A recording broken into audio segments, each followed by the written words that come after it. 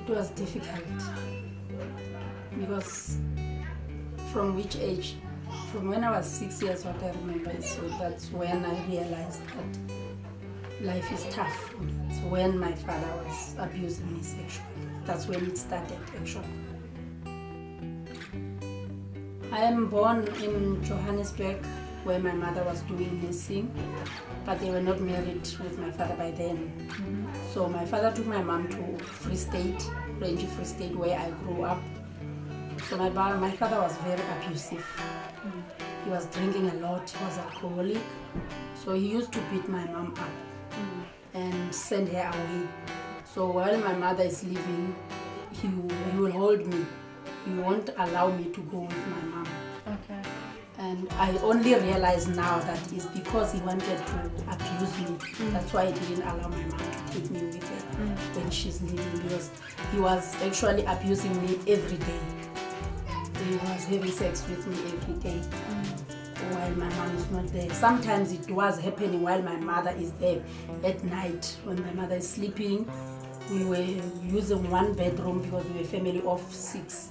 It was my 3 brothers, myself, and my mother and my father. Okay. So we were all staying in one room. We were sleeping in one room. So he will get off the bed and come on the floor and rape me.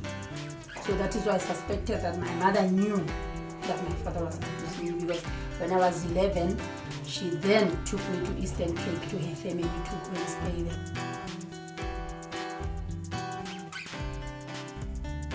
When my mother took me to Eastern Cape, I was 11. She did not know that the very same thing that was happening here will happen there.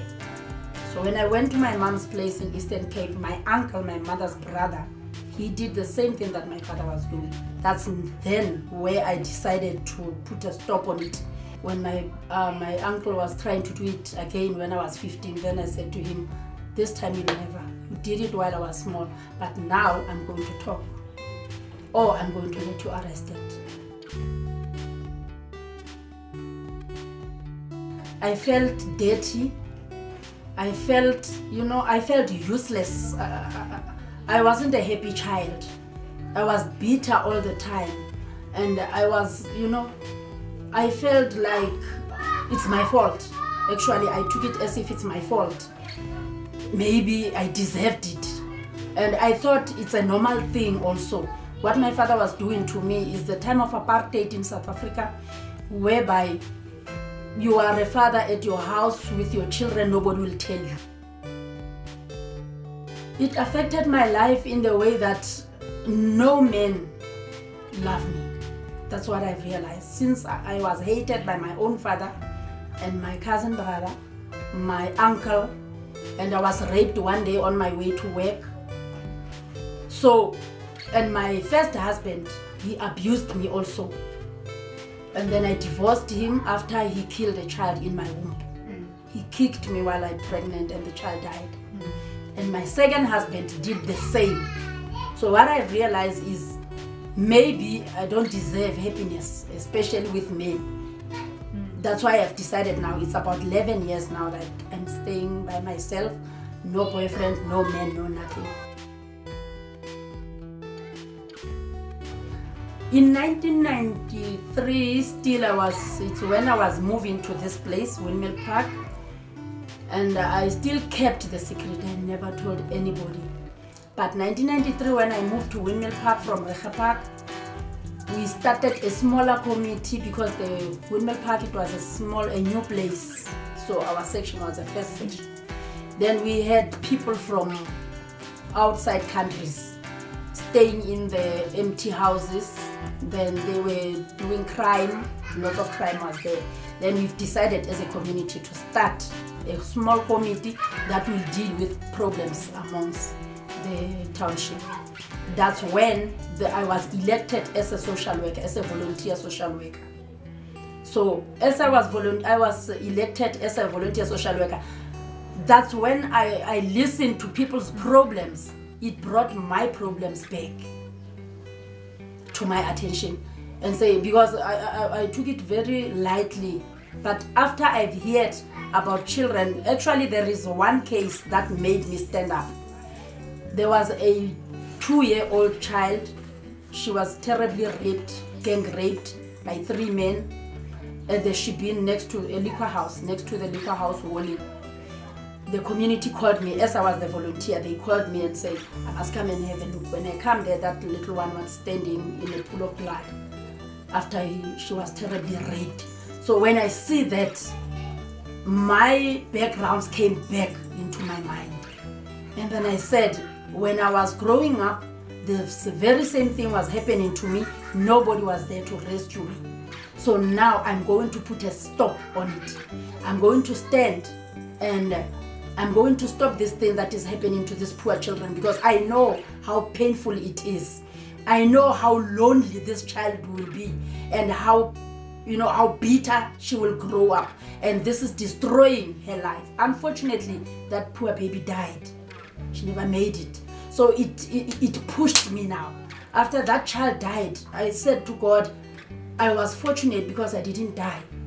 So God, you had a plan. You knew why you kept me. So I think it's a time now that I must use that power that you gave me to stand.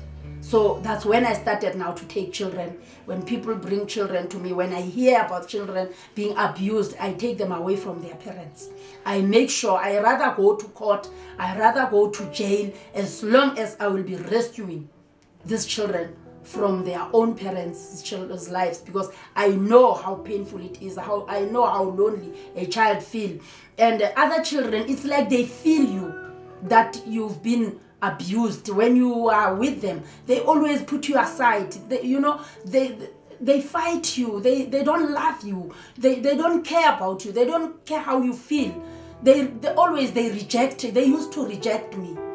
Even if I did something right, nobody will recognize that I've done something right. It's like everything that I'm touching is dirty. Everything that I'm doing is useless. So I felt useless myself. That is why I started now. 1994, I registered it into my heart that I'm going to do it. That's when I started now with the orphanage home.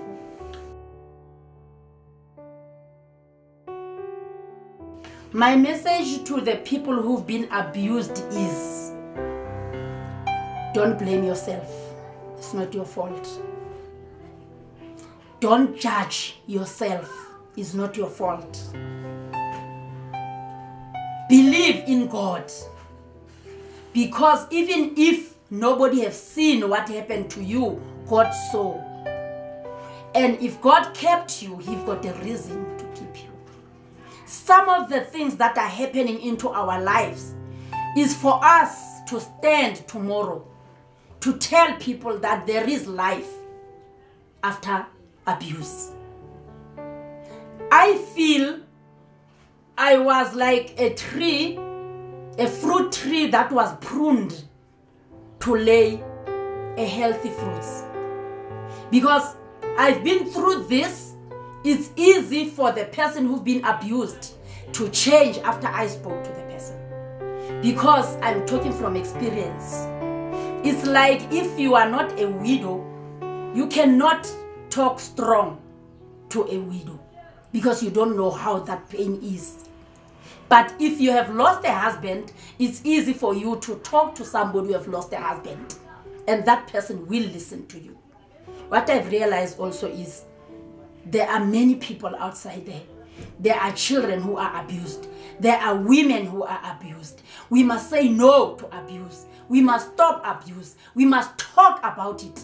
Talk about your situation. Don't worry the person you are telling, how will that person take it? As long as you talk it out, you will be healed. Talking my story out healed me. Keeping it inside almost killed me. So we must come out and talk about the abuse, because it's there. And to the abusing, people who are abusing, abusers, what I can say to them is, whatever guys you are doing to us, we are innocent. You are destroying us, but God is watching you. Be careful, because you do this thing tomorrow, you don't know what is your tomorrow. You do it now, you don't know what is tomorrow having for you. What you are doing to me, will you really love if somebody do it to your own child? How do you feel? You parents who are abusing your own children, today you feel that you can swipe it out. You can wipe it.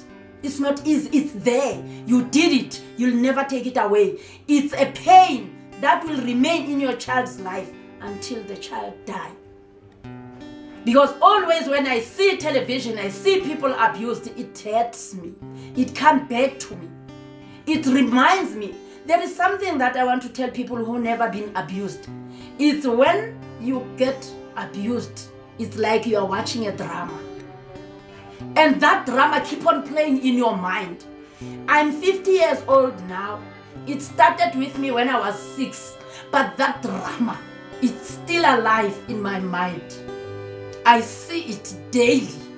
When I think about my father, there is nothing good I think about him. I only think how he hurt me. How bad father he was to me. And that's not what we want to remember about our parents. We want to remember our parents about their goodness, about their love, about their caring to us. When I think about my father, I don't even miss him, which is a wrong thing. I need to miss my father because he's dead. I need to know that my father was there for me. All these people who hurt me, I don't blame all of them. I only blame one person, my father. If he rescued me from the first time, these people will never have hurt me the way they did. It was difficult for me to tell my father that my cousin brother is hurting me because he did it first. So that's what is happening in a person who's been abused. It's painful. You'll never raise it away. But you have a choice to put it aside and tell the problem that, you know what, you'll never hinder me to reach my goals. That's what I've told myself. You know what, I'm poor, yes, I don't have money, but God gave me a brain to think, and I'm whole. I can walk, I can see, I can hear. Those are the most important things. Then I've got my own mind to think where I can change things.